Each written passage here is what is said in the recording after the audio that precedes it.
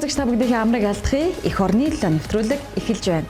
Энэ удаагийн дугаараас Батлан хамгаалалт салбараас аж үйлдвэрийн гавьяат ажилтан төрлөө. Монгол улсад нисэх хүчин үүсэж хөгжсөний 96 жилийн ой тохиолоо. Инхийг сахиулагчдын өдөрт зориулсан тусгай сурвалжлага болон салбар төрүүлсэн бусад мэдээллийг хүлээн авч үзээрэй. Бүртээ төрийн өмчит аж ахуйн тооцоот үйлдвэрийн газрын үйлдвэрлэлийн албаны дарга Галсан доржийн оюун сүрэн Монгол улсын ерөнхийлөгчийн зарилгаар аж үйлдвэрийн гавьяат ажилтан боллоо. Аж үйлдвэрийн гавьяат ажилтан оюун сүрэн нь Батлан хамгаалах салбар хөнгөн үйлдвэрт оюутлын чиглэлээр 30 орчим жил тууштай ажиллаж цэргийн дүрм тувц хэрэглэлийг үйлдвэрлэх үйлсэд мэргэжлийн болон өдөрдох ур чадвараа дайжлан ажиллаж байгаа боловсон хүчин юм. 1991 онд техник их сургуулийн оюулын технологийн ангийг төгсөж ирээд анх хөдөлмөрийн гараагаа энэ үйлдвэрээс эхэлж байсан.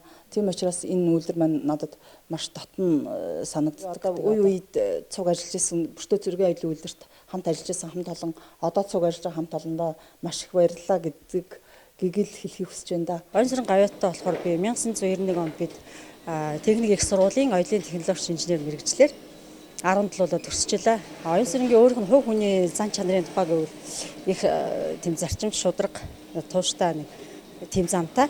Нэг юм хий гэсэн бол тэрийг бол дуустал нь хийхийг зорддог. Ийм онцлог чанартай. Тэрээр ажиллах хугацаанд зөөлөн оюутлын технологи, арга ажиллагаа, дамжлагын маршрут, малгай мөрдөсний техник технологийн нөхцөл, оёх арга ажиллагааны талаар ном гарын авлага гарган оюутчдад оюутлын технологийн стандартыг мөрдүүлж байна. Түүнчлэн гүйцэтгэх цех, шилмэл тусгай бригадыг байгуулах төсөл хөтөлбөрүүдийг боловсруулж, амжилттай хэрэгжүүлж ажиллажээ. Уг төслийн үр дүнд технологийн шинжилгээг хийж, хөдөлмөрийн бүтээмжийг дээшлүүлснээр бүтээгдэхүүний гарц нэмэгдэж, зах зээлд тэргүүлэх байр сууриа бэхжүүлэн үйлдвэрийн өрсөлдөх хүчин чадлыг нэмэгдүүлж чаджээ. Түүний санаачлагаар гүйцэтгэх цехийг шинээр ажилуулснаар хөдөлмөрийн бүтээмж эрс нэмэгдэж, сүүлийн 5 жилийг өмнөх нуудтай харьцуулахад бүтээгдэхүүний гарц 25%-аар өссөн байна. Монгол улсад орчин цагийн нисэх хүчин үүсэж хөгжсөний 96 жилийн ой энэ онд тохиож байна. Ойг өгцөн баярын арга хэмжээг зэвсэг түвшний 303, 337 дахь ангиудад зохион байгууллаа. 1925 онд Монголын хөх тэнгэрт анхны Ю-13 онгоц дүүлэн нисэж, агарын замыг нээн нисэх хүчний түүх ихэлсэн түүхтэй. Энэ мөчөөс эхлэн Монгол улс тэр тундаа цэргийн нисэх хүчнийхэн жил бүрийн 5 дугаар сарын 25-ны өдрийг нисэх хүчин үүсэж хөгжсөний баярын өдөр болгон тэмдэглэн өнгөрүүлсээр 96 жилийнхээ түүхийг бүтээж, амжилт бүтээл хөгжил дэвшлэр дүүрэн хөөрөлт бултын тоон тэнцүүхэн хөх тэнгэртээ дүүлэн ниссээр байна. Түүхт ойг тохиолдуулан цэргийн нисэгчдийн алдар гавьяаг Монгол улсын төр засаг өндрөөр үнэлж, Монгол улсын ерөнхийлөгч, зэвсэг түвшний ерөнхий командлагчийн зарилгаар агарын цэргийн командлын харьяа зэвсэг түвшний 303, 337 дугаар ангиудыг цэргийн гавьяаны одонгоор шагнасан юм. 1970 онд манай ангийн одоо орчин цагийн тэрэлт хөтөлбөртэй сонирхч бөмбөгдөгч онгоцны хороо анги маань одоо бий болж залгамжилж ирсэн хүчнэх одоо энэ жил бид 50 жилийнхээ мөн зэвсэг түвшний орчин цагийн зэвсэг түвшин үүсгэн байгуулагчны 100 жилийн ой мөн Монгол улсад нисэх хүчин үүсгэн байгуулагчны 96 жилийн ойгоор үе үеийн ангийн зэрэгч нар анхны нисэгч, техникч, механикч нар одоо хүлээж авч хүндэтгэл үзүүлж байна. 55 жилийн түүхтэй манай зэвсэг түвшний 303 дугаар анги ерөнхийлөгчийн зарилгаар цэргийн гавьяаны одонгоор шагнагдсан ийм тэмдэглэлт үйл явдал мөн давхарч байна. Энэхүү арга хэмжээний үеэр цэргийн нисгийнхэн үе үеийн захирагч дарга нар, ахмад дайчид энэхүү хүндтэй алдрыг бүтээлсэн цэргийн бэлтгэл үүрэгтний игнэд шилжиж буй офицер ахлагч нар ангийнхаа сүр хүчний бэлэгдэл болсон байлдааны тугандаа хүндэтгэл үзүүлж, зэвсэг түвшний 100 жил, нисэх хүчний 96 жилийн ойг тохиолдуулан төрийн дэд одон медаль, салбарын шагналаар шагналсан бүрэлдэхүүний шагналыг гардуулсан юм. За дахиад баярлалаа. Монгол улсын төлөө зүтгэе. Цэргийн нисгэгч, инженер техникийн бүрэлдэхүүндээ баярын мэнд дэвшүүлж, хөөрөх тэнгэрэн цэлмэг, хөнгөн хөлгөн бүх байхын өрөөл өргөё.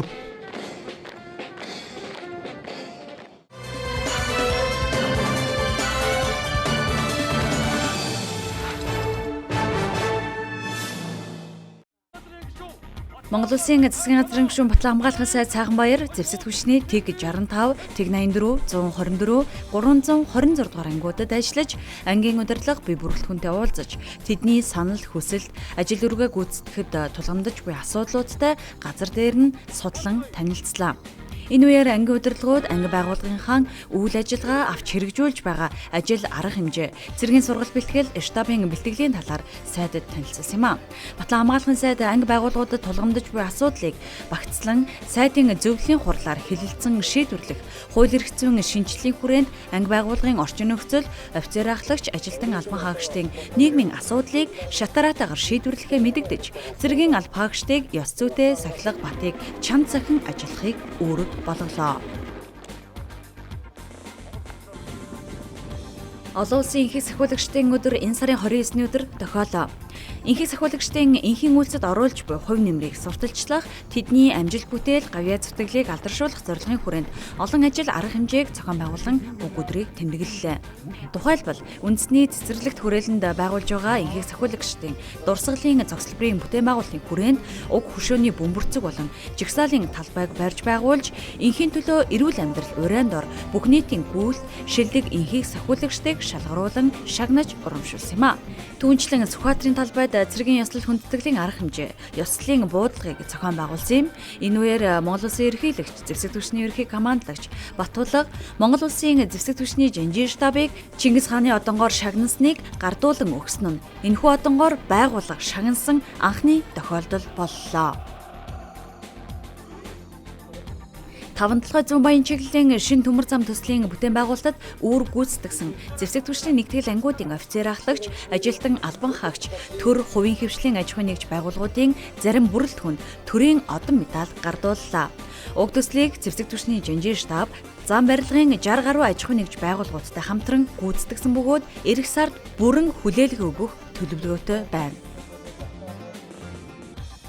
Монгол цэргийн музейгээс санаачлан төрийн цэргийн болон хууль сахиулах байгууллагуудын музей эрхлэгч ажилтнуудад зориулсан музейн ажлын арга зүйд суралцах сэдвт сургалтыг зохион байгууллаа.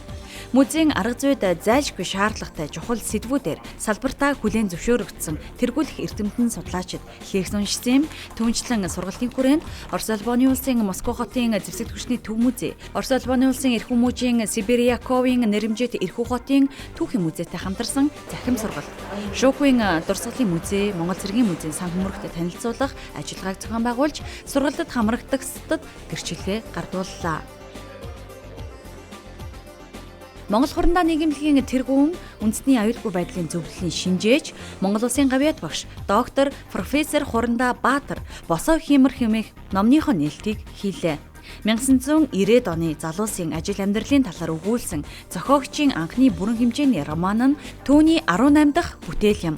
Тус роман нь залуу хүн ямар ч цаг үед эх орноо гэсэн сэтгэлтэй үргэлж алсыг харж өмнөө том зорилго тавьдаг байх нь чухал гэсэн санааг залууст ойлгуулахыг зоржээ.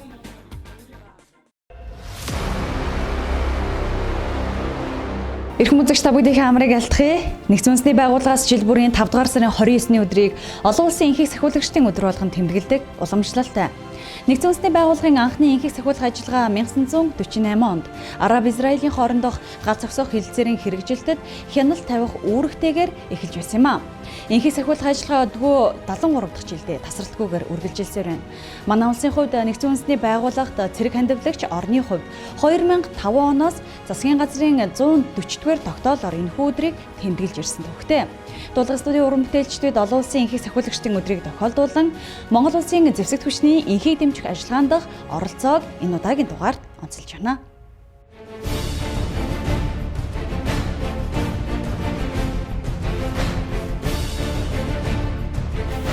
Монгол цэргийн дайчин уламжлалаа түүчээлэн яваа.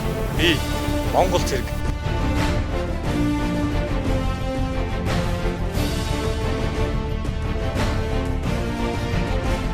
Хангараг өргөсөн би Монгол цэрэг.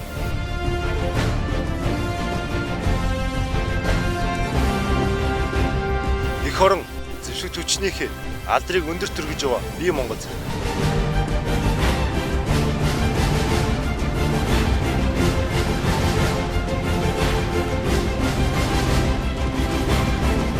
Олон орны инхийг сахиулагчтай мөр зэрэгцэн үүргээ амжилттай гүйцэтгэж буй би Монгол зэрэг. Дайны дэлхийн энх тавны төлөө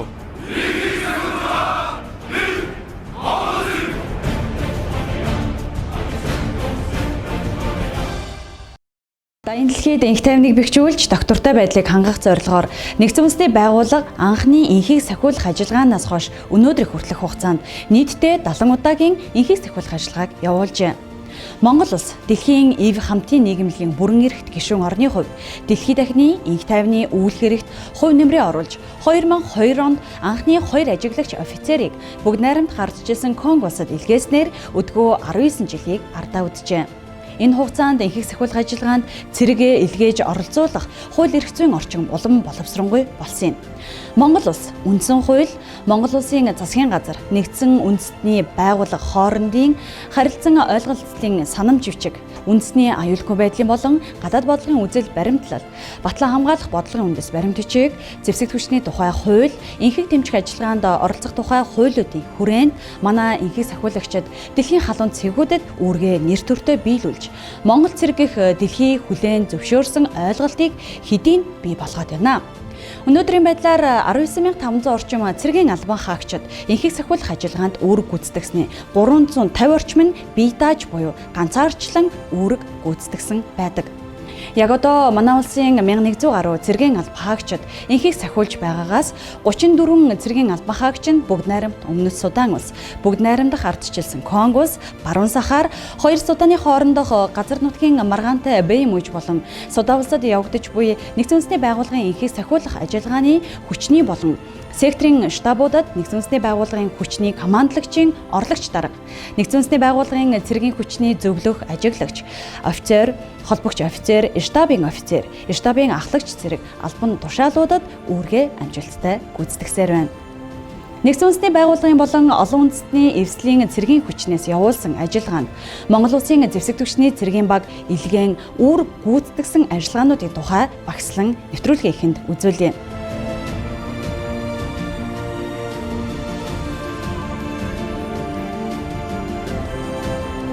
Монгол улсын зэвсэгт хүчний хувьд цэргийн багаар үүрэг гүйцэтгсэн анхны ажиллагаа бол Ирак улсад явагдсан Иракийн эрх чөлөө дайны дараах сэргээн босголт олон улсын хүмүүнлэгийн ажиллагаа байсан юм. 2003-аас 2009 оны хооронд зэвсэгт хүчний 10 ээлжийн цэргийн багт нийтдээ 1200 орчим цэргийн албан хаагчид үүрэг гүйцэтгэж олон үндэстний эвслийн цэргийн хүчний Чарли болон Эко баазуудын аюулгүй байдлыг ханган харуул хамгаалтын үүргийг нэр төртөөгөөр биелүүлж алан хидагчдын халдлага дайралтыг соргогоор таслан зогсоож эвслийн цэргийн хүчний олон зуун мянган офицер ахлагч цэргийн албан хаагчдын амь нас эрүүл мэндийг авран хамгаалсан байдаг юм а. Түүнчлэн 3 цэргийн албан хаагч тус ажиллагаанд олон үндэстний эвслийн цэргийн хүчний штабт холбогч офицероор үүрэг гүйцэтгсэн байдаг юм. Энэхүү ажиллагаанд Монгол улсын зэвсэгт хүчин цэргийн багаар үүрэг гүйцэтгснээрээ дараа дараагийн олон ажиллагаанд оролцох боломж өв таалгыг нээн ихээхэн туршлага сургамж хуримтлуулсан байдаг юм а.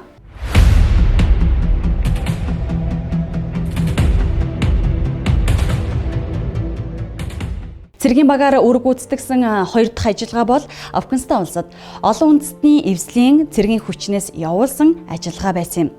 Манай цэргийн албан хаагчид Афганистаны үндэсний армийг хөгжүүлэх хөтөлбөрийн хүрээнд артиллерийн сургалтын хөдөлгөөнт бүлэг болон артиллерийн засвар үйлчилгээний бүлэгт нийтдээ 13 ээлжин цэргийн багийг 2003-аас 2012 онуудад илгээсэн бөгөөд энэ хугацаанд Афганистаны үндэсний армийн 11,000 орчим цэргийн албан хаагчдыг сургаж 549 их буунд нь засвар үйлчилгээг хийсэн байдаг юм а.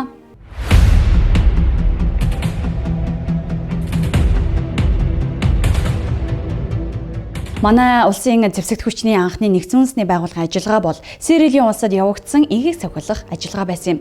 Тус ажиллагаа нь манай зэвсэгт хүчний хувьд нэгдсэн үндэсний байгууллагын анхны ажиллагаа байсан гэдгээр онцлог бөгөөд 2006-аас 2011 онуудад манай улсын 10 ээлжийн цэргийн багт нийтдээ 2300 цэргийн албан хаагч үүрэг гүйцэтгэж тус улс дахь олон улсын тусгай шүүхийн хамгаалтыг амжилттай зохион байгуулж иргэний дайны олон цэргийн гэмт хэрэгтнүүдийн өдүүлсэн хэргийг шударга шүүхээр таслан шийдвэрлэх нөхцөлийг бүрдүүлсэн байдаг юм а.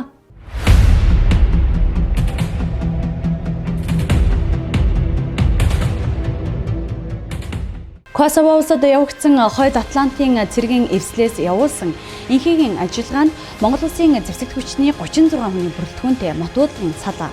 Бэлэг улсын зэвсэгт хүчний ротын бүрэлдэхүүнд машинтай болон явган агаарын эргүүлэхийг, ажиглах цэг, байнгын болон хөдөлгөөнд шалган нэвтрүүлэх цэгийг ажилуулах, иргэдийн чагсаалт, цуглаанд хяналт тавих зэрэг үүргүүдийг амжилттай гүйцэтгэсэн байдаг юм. Ирак болон Сирилион улсуудад үүрэг гүйцэтгэж байгаа Монгол цэргийн үүрэг гүйцэтгэл нь нэгдсэн үндэсний байгууллага болон олон үндэстний эвслийн цэргийн удирдлагын анхааралд өртөх болсны нэг томоохон нотлогоо болсон тус хамтарсан ажиллагаа нь Монгол улсын зэвсэгт хүчнээс анх удаа НАТОгийн цэргийн хүчний бүрэлдэхүүнд үүрэг гүйцэтгэснээрээ онцлог ажиллагаа байсан юм а.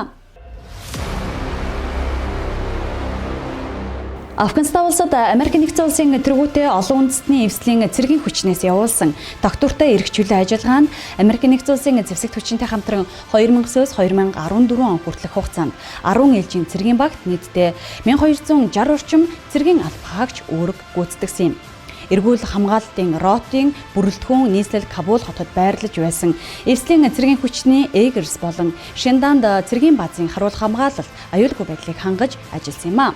Афганистан улсад явагдсан НАТОгийн цэргийн хүчний тэргүүлсэн ISAF ажиллагаанд холбооны бүгд найрамдах Герман улсын зэвсэгт хүчинтэй хамтран 2009 оноос эргүүл хамгаалалтын салаа 2011 оноос рот болон хүч нэмэгдүүлж нийтдээ 10 ээлжинд 1120 орчим цэргийн албан хаагч эргүүл хамгаалтын үүрэг гүйцэтгсэн юм. Мөн Файсабад бааз болон нисэх буудлын хамгаалалт шуурхай бүлэг эргүүл ажиглалт хийх зэрэг төрөл бүрийн үүргүүдийг давхар амжилттайгаар гүйцэтгсэн байдаг юм а. Мөн Афганистан улсад явагдсан НАТОгийн цэргийн хүчний тэргүүлсэн ISAF ажиллагаанд нисдэг тэрэгний сургалтын бүлэг 2010 оноос эхлэн 6 ээлжээр 50 орчим цэргийн албан хаагчид үүрэг гүйцэтгэж Афганистаны үндэсний армийн нисдэг тэрэгний засвар үйлчилгээний ажилчдыг сургаж бэлтгэсэн байдаг юм. Афганистан улсад явагдсан НАТОгийн цэргийн хүчний тэргүүлсэн ISAF ажиллагаанд Монгол улсын зэвсэгт хүчнээс 7 ээлжийн цэргийн багт 382 цэргийн албан хаагч үүрэг гүйцэтгсэн. Тус хамгаалтын салаа нь нисэх зурвалсын аюулгүй байдлыг хангах, шуурхай бүлэг, эргүүлийн үүрэг гүйцэтгэх, тусгай объектын хамгаалалт, хүндэт зочны хамгаалалт зэрэг үндсэн үүргүүдийг гүйцэтгсэн юм.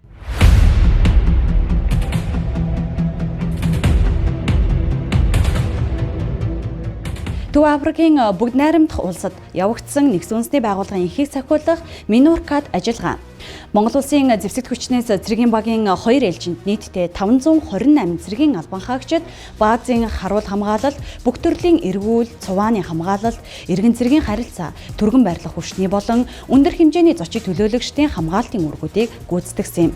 Мөн тус ажиллагаанд Монгол улсын зэвсэгт хүчнээс штабын офицерээр нийтдээ 5 цэргийн албан хаагч үүрэг гүйцэтгсэн байдаг юм а.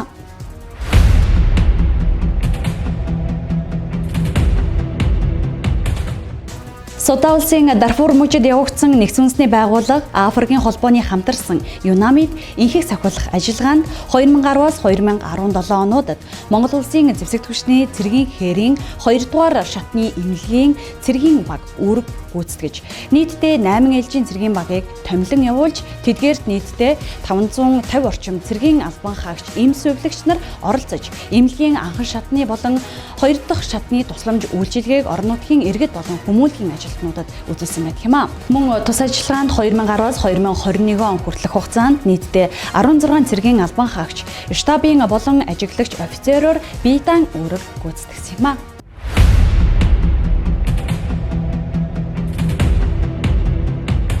Судан улсад явагдсан нэгдсэн үндэсний байгууллагын энхийг сахиулах АНМИС ажиллагаанд 2005-аас 2011 онд хүртэлх хугацаанд Монгол улсын зэвсэгт хүчнээс цэргийн ажиглагч офицеруудыг илгээсэн. Ажиглагч офицерууд ажиллагааны газар оронд мөргөлдөгч талуудын гал зогсоох гэрээнд хяналт тавих, цэргийн бүлэглэлүүдийн гал зогсоох гэрээнд заагдсан газар нутагт хийгдэж буй хөдөлгөөнийг хянах, зэвсэг болон галт хэрэглэлийг хураах, цэргээс халах үйл ажиллагаанд дэмжлэг үзүүлэх үүргүүдийг гүйцэтгэжээ. Энэ хугацаанд тус ажиллагаанд Монгол улсын зэвсэгт хүчний 13 офицер, ажиглагч офицерын үүргийг гүйцэтгсэн юм а.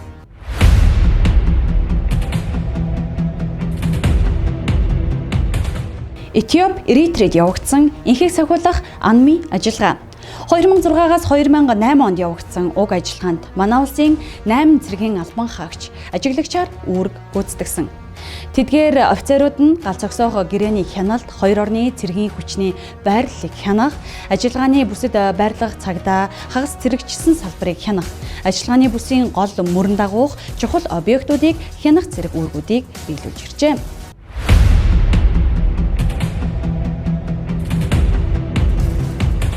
Гурж улсад явагдсан энхийг сахиулах номыг ажиллагаанд 2007-оос 2009 онуудад Монгол Улсын зэвсэг хүчнээс нийтдээ 2 цэргийн албан хаагч, цэргийн ажиглагчаар үүрэг гүйцэтгэсэн.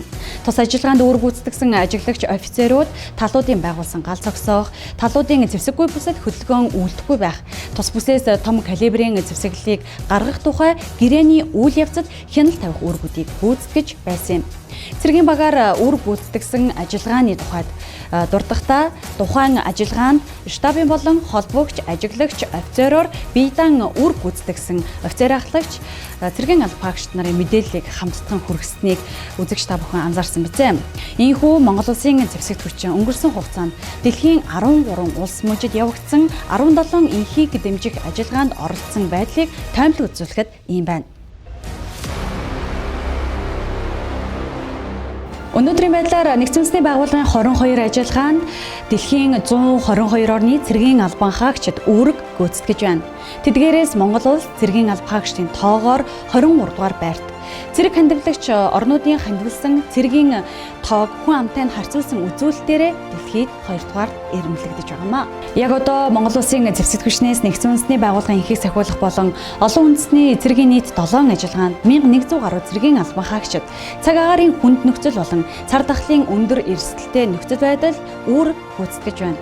Тодорхойлбол бүгд найрамдах Өмнөд Судан улс дахь нэгдсэн үндэсний байгууллагын энхийг дэмжих ажиллагаанд мотуудлахын батальон, цэргийн ажиглагч, штабын офицер, ахлагч нарыг мөн Афганистан улсад явагдаж буй олон үндэстний цэргийн ажиллагаанд Америк нэгдсэн улс болон холбооны бүгд найрамдах Герман улсын зэвсэгт хүчинтэй хамтарсан 2 мотуудлахын рот үүрэг гүйцэтгэж байгаамаа.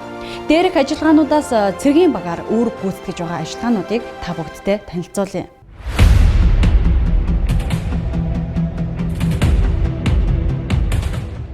2011 онд тусгаар тогтнолоо зарласан дэлхийн хамгийн отхон улс болох бүгд найрамдах Өмнөд Судан улсад нэгдсэн үндэсний байгууллагын аюулгүйн зөвлөлийн шийдвэрээр АНМИС энхийг сахиулах ажиллагааг мөн ондоо эхлүүлсэн.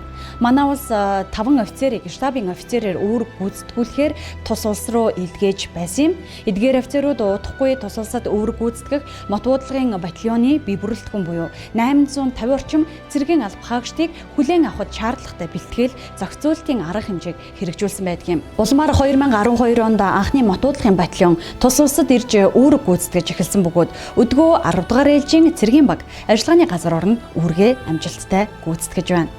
Анх мотуудлын батальон нь нэгдсэн үндэсний байгууллагын 7 дугаар мандатын дагуу буюу энх тавин байдлыг бэхжүүлж эдийн засгийн урт хугацааны тогтвортой хөгжлийн үндсийг тавихад дэмжлэг үзүүлэх, зэвсэгт мөргөлдөөнөөс урьдчилан сэргийлэх, намжаах, энгийн иргэдийг хамгаалахад дэмжлэг үзүүлэх зэрэг байсан бол тус улс дахь нөхцөл байдлаас шалтгаалan 2013-аас 2016 он хүртэлх жил дараалан ажиллагааны мандатад заагдсан үүрэгт өөрчлөлтүүд орсон байдаг юм а.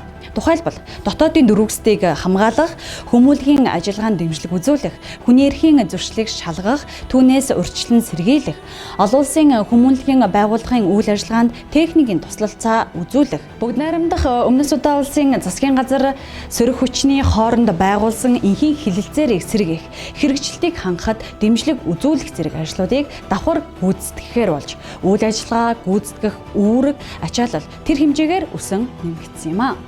Монгол Улсын мотуудлын батальоны хариуцлагын бүс нь хэд хэдэн мужуудыг хамарсан газрын тосны баялаг нөөцтэй стратегийн гол түвшиц газар юм а. Нийтдээ 38,837 мянган хавтгай дөрвөлжин километр нутаг дэвсгэртэй 610 мянган хүн амтай. Хүн амын дийлэн хувийг нүгээр омог, үлдсэн хэсгийг инка болон бусад омгийнхан эзэлдэг юм а. Өмнөд Суданы ардын батлан хамгаалах хүчин, засгийн газрын эсрэг хүчний сөргөлдөөнд тогтмол гарч байдаг өндөр эрсдэлтэй газар орон юм.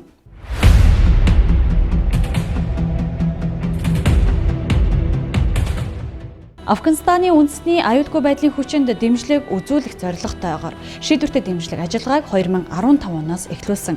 НАТОгийн цэргийн хүчний тэргүүлсэн тус ажиллагааны хүрээнд нийтдээ 39 орны 17 мянга гаруй цэргийн албан хаагч тус улсын стратегийн ач холбогдол бүхий томоохон хот суурин мужуудад хуваан үүрэг гүйцэтгэдэг юм. Монгол улсын зэвсэгт хүчний цэргийн хамгаалтын рот нь эвслийн хүчний шинэ Кабул баазын харуул хамгаалалт болон тус баазын шалган нэвтрүүлэх байрууд баазын дотоод хамгаалалтыг зохион байгуулан үүрэг гүйцэтгэдэг юм а. Мөн шийдвэртэй дэмжлэг ажиллагаанд өөр нэг цэргийн баг үүрэг гүйцэтгэж байгаа нь холбооны бүгд найрамдах Герман улсын зэвсэгт хүчинтэй хамтарсан мотуудлагын рот юм. Энэхүү ажиллагаа нь 2014 оноос эхэлсэн бөгөөд Мазар Шериф хот дахь Мармал баазын шалган нэвтрүүлэх байрууд болон баазын дотоод хамгаалтыг зохион байгуулж явуулдаг. Өнөөдрийн хүртэл 13 ээлж илгээсэн бөгөөд давхарсан тоогоор 1500 гаруй цэргийн албан хаагч үүрэг гүйцэтгсэн. Тус ажиллагаанд 2018 оны 12 дугаар сараас анхудаага эмэгтэй цэргийн албан хаагчид үүрэг гүйцэтгэж эхлээд байгаамаа. Ийхүү Монгол улсын зэвсэгт хүчний энэ цагт гүйцэтгэж байгаа ажиллагаануудын тухай мэдээллийг та бүгдтэй хүргэлээ. Хойшид Монгол улсын төрөөс энхийг сахиулах ажиллагаанд баримталж буй бодлого хууль эрхцэн хүрээнд Монгол улсын зэвсэгт хүчний цэргийн багуудыг нэгдсэн үндэсний байгууллагын энхийг сахиулах ажиллагаанд үүрэг гүйцэтгүүлэх, энхийг сахиулах ажиллагааны чадвах оролцоог нэмэгдүүлэх зорилгоор түргэн байрлах хүчний рот, инженерийн рот, цэргийн хээрийн 2 дугаар шатны эмнэлгийг нэгдсэн үндэсний байгууллагын чадвахын бэлэн байдлын системд бүртгүүлээд байна. Мөн мотуудлагын нэгжээс гадна төрөл мэргэжлийн анги салбаруудын оролцоо нэгдсэн үндэсний байгууллагын энхийг сахиулах ажиллагааны төв штаб удирдах албан тушаалтныг нэмэгдүүлэн оролцоогоо чанаржуулах бодлого баримталж байгаамаа. Үргэлжлүүлэн та бүгдтэй нэгдсэн үндэсний байгууллагын Монгол дахь суурин төлөөлөгч болон гадаад харилцааны сайд нарын талархлын мэндчилгээг хүргэж байна. Эх орныхаа нэрийг өндөрт өргөн олон улсын их тайван аюулгүй байдлыг сахин хамгаалж баттган бэхжүүлэх үйлсэд хүчин зүтгэж, энхийг сахиулах ажиллагаанд үүрэг гүйцэтгэж байгаа цэрэг дайчдаа нэгдсэн үндэсний байгууллагын энхийг сахиулагчдын өдрийг тохиолдуулан халуун мэндчилгээ дэвшүүлээ. Олон орны цэрэг дайчдаа мөр зэрэгцэн олон улсын их тайван аюулгүй байдлыг сахин хамгаалах үйлсэд хүчин зүтгэж буй та бүхнэр Монголын ард түмэн ямагт бахархаж байдаг. Та бүхний зүтгэлийг нэгдсэн үндэсний байгууллагын удирдлага өндрөөр үнэлж энхийг сахиулах бүх хүчинд үлгэр дуурайлал үзүүлэх үйс өндөр жишг тогтоосон хамгийн зоригтой, эрэлхэг, шийдэмгий хэмээн тодорхойлсон нь манай цэрэг дайчдын ур чадварыг дүгнсэн томоохон үнэлгээ гэж үзэж байна. Энхийг сахиулагчдынхаа аюулгүй байдлыг хангахад шаардлагатай дэмжлэг тусалцаа үзүүлж, нэгдсэн үндэсний байгууллагын түвшинд асуудлыг шийдвэрлүүлж, та бүхнийхээ ашиг сонирхлыг хамгаалахад гадаад харилцааны яам анхаарч альва сан санаачлагыг дэмжиж ажиллах болно гэдгээ дахин нотлон хэлье. Эх орны эрэлхэг дайчдаа нэгдсэн үндэсний байгууллагын энхийг сахиулагчдын өдрийн мэндийг дахин дэвшүүлж, аюулгүй байдалд эрүүл энхийг хүсэн өрөөё. Нэгдсэн үндэсний байгууллага нь дэлхийн энх тайван аюулгүй байдал үнэтэй хувь нэмэр оруулж ирсэн Монгол улсаар туйлын бахархдаг. Нэгдсэн үндэсний байгууллагын ерөнхий нарийн бичгийн даргын илгээлтэд онцлсон нэгэн адил миний биеч Монгол энхийг сахиулагчид түүний дотор залуу эмэгтэй цэргийн албаагчид нэгдсэн үндэсний байгууллагын энхийг сахиулах ажиллагаанд чухал үүрэг гүйцэтгэж ирснийг онцлохыг хүсэж байна. Монголын энхийг сахиулагчдын чин сэтгэл, эрэлхийг зөрөгт хүндэтгэл үзүүлье. Дэлхий дээр газар бүр энх тайван тогтож, доктортой хүчлийн зорилгод тусгасан хүний нэрсүр дүнжлэн хүр дэмжтэй. Доктортой хөгжлийн замыг нээж өгөх болтугай. Монгол улс доктортой энх тайван аюулгүй байдал хөгжлийн замыг бүс нутагтаа дэлхийн хэмжээнд үлгэр жишээ болгон харуулж байна гэж үзэж байна. Энэхүү онцгой өдөр нийт энхийг сахиулагчдад гүн хүндэтгэлийг илэрхийлж, мэдчилгээ дэвшүүлж байгаа маань миний хувьд нэр төрөлтэй.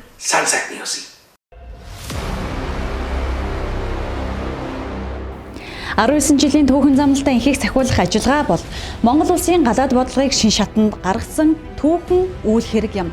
Энхийг эрхэмсэн олон тулгуурт нээлттэй гадаад бодлогыг хэрэгжүүлэхэд бодиттой хувь нэмэр оруулж, мэргэжлийн өндөр ур чадвар, сахилга, зохион байгуулалт, үүрэг гүйцэтгэх чадвараараа Монгол цэрэг их дэлхий хүлээн зөвшөөрсөн эрхэм хүндтэй алдрын эзэд болсон энхийг сахиулагч дайчдаа олон улсын энхийг сахиулагчдын өдрийн мэнд хүргэе.